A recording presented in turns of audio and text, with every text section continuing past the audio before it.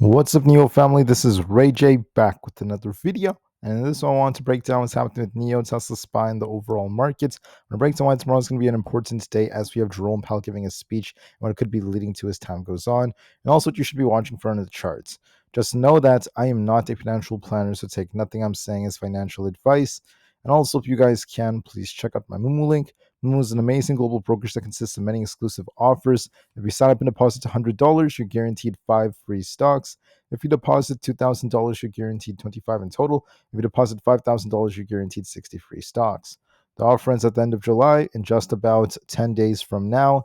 Anyways, now let's talk about what's happening with the market. So looking at NIO, we're looking quite bullish. I mentioned that it might come down towards this 20 EMA at 4.3, then look for a bounce. Instead, we didn't really get much of a dip. We just bounced instead, and we're still looking quite bullish. Now, if we lose 4.3, there's going to be a risk of us returning back down towards the $4 area. But as long as you hold above this, we're going to likely continue to favor upside for higher levels and for us to try to get up to like 4.8 to $5. The odds are still once again favoring the upwards direction. So I think there's a good chance we try to continue this. So please keep that in mind, especially as time goes on.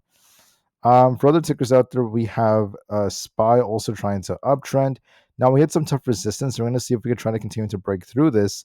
But whether or not the market tries to break out higher and if NIO is going to kind of like follow that trend, it also depends on some factors out there, such as the news and other such things. So in my view, we're still looking more bullish. As long as don't lose 4.3, I do think we might consolidate a bit before we try to go even higher.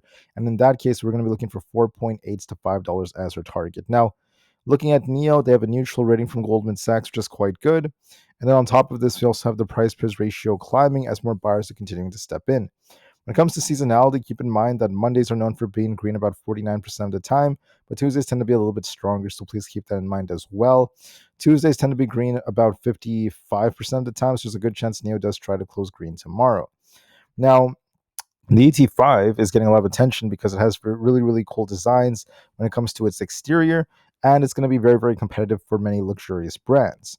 Also, ever since the announcement of the L90, Morgan Stanley gave NIO a buy rating with a $5.90 price target.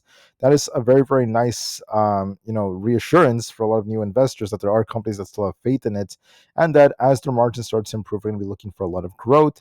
So these buy ratings that are coming out and the growth coming from the L90 is really helping the share price. There's a good chance it tries to continue from this point on as we're still looking more bullish. Now, other factors for the markets, and the reason why tomorrow is going to be big is because we have Jerome Powell giving a speech at 8:30 a.m.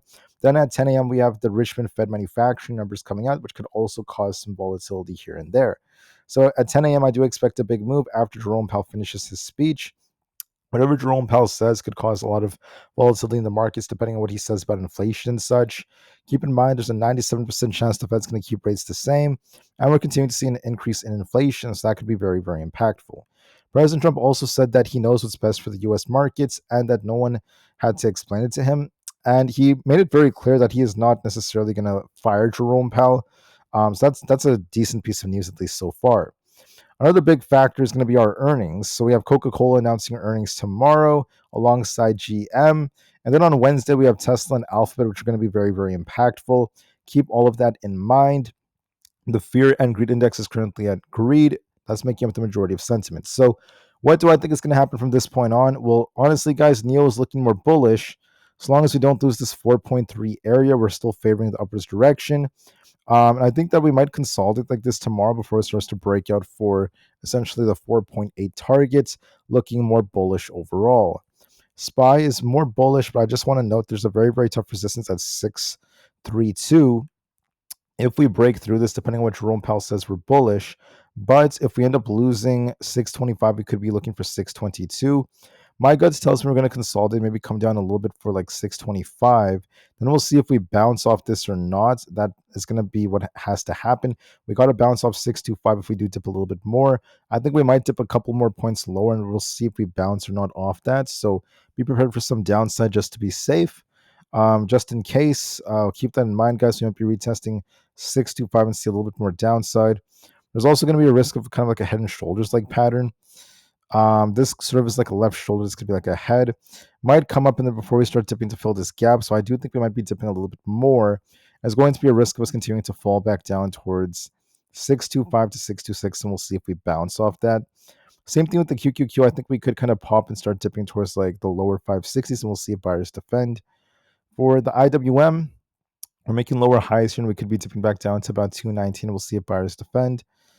ES may also dip towards 63.29. We'll see how it ends up reacting.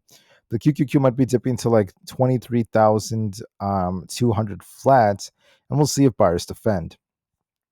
Now for Bitcoin, we're just trading sideways right here. We're going to see if we rebound a bit towards 117,700 if we get a rejection off that. But overall, we're just trading sideways, at least for now. Tesla is once again forming a head and shoulders.